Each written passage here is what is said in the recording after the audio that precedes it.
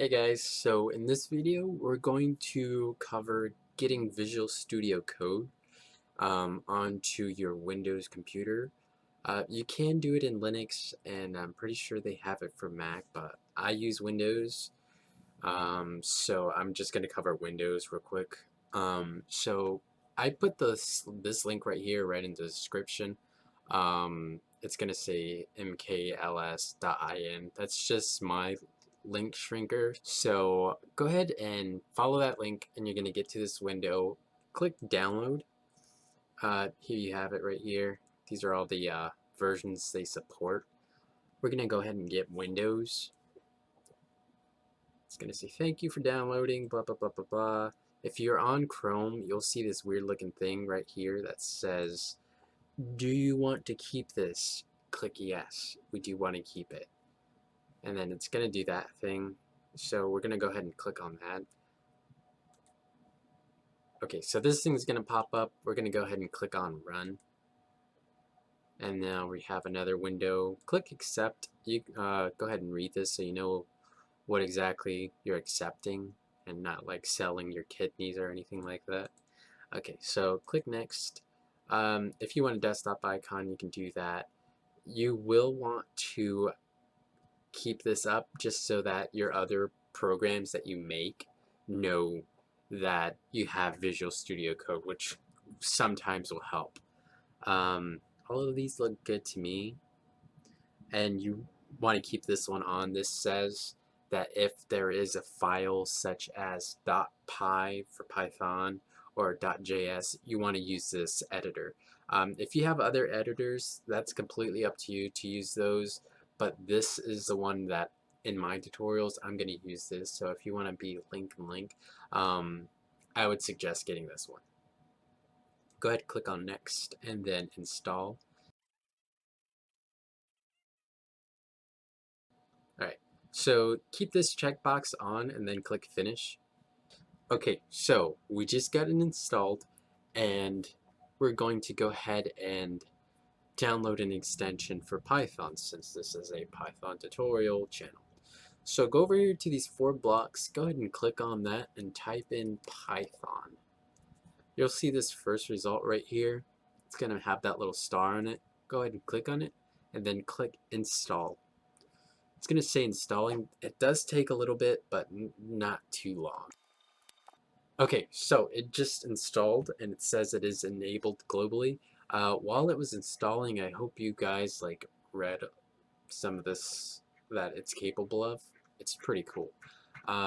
We can go ahead and close this little window up top and go to these pages on the side.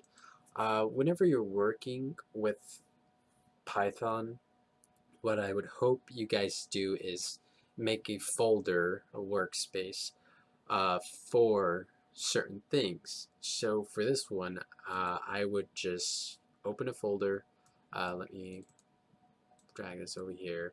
Go to projects. I have a folder with all of my projects in it. So I'm going to go ahead and go to miscellaneous and then make a new folder if I can get a clear area. I have a lot of projects, guys. Click over here, new folder. I'm just going to go ahead and name it tutorial Studio Code. Okay, and then you'd select that folder. So now you have this workspace that you can actually make files in, and whenever you open a terminal, it will be inside of this folder. So if you wanted to make folders in this folder, you just right click this area. As long as you're in this pages, you're good. You can close this welcome thing. It's going to pop up every time. Just close it. Right click here and you have the options to open a new file, make a new folder, open this directory in a terminal. A directory is like the file tree or folder tree. Directory tree is what it's called, but right here, and you'd get this new terminal that you can write stuff in, just like if it was in command prompt. This is running PowerShell most of the time, so just keep that in mind.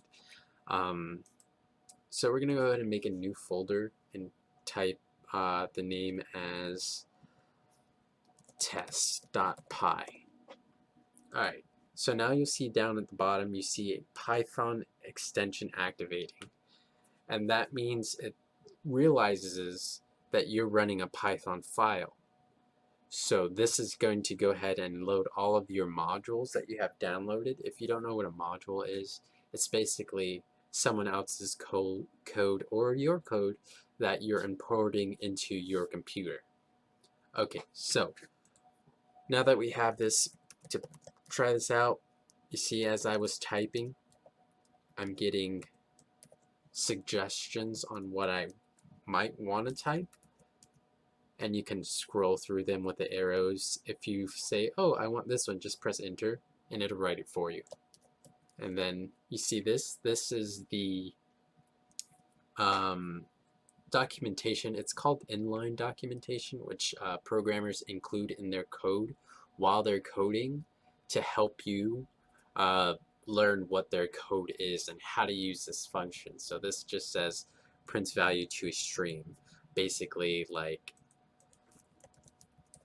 when I run this program in the terminal, it should just say hello. Now, a great thing also with this extension is you can right-click a file, and then if you go down, you'll see Run Python File in Terminal. This is really helpful for me because I usually have files all over the place, and if I want to run just one of them, I'll just go into it and click on this.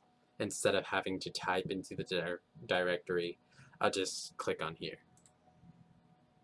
And here we go. So this says that in this directory, we ran Python, which is what we have installed, and we're going to go ahead and run this file, which is test.py, and then this is the output, which says hello. So that's how we went ahead and installed Visual Studio Code and have our Python run inside of it.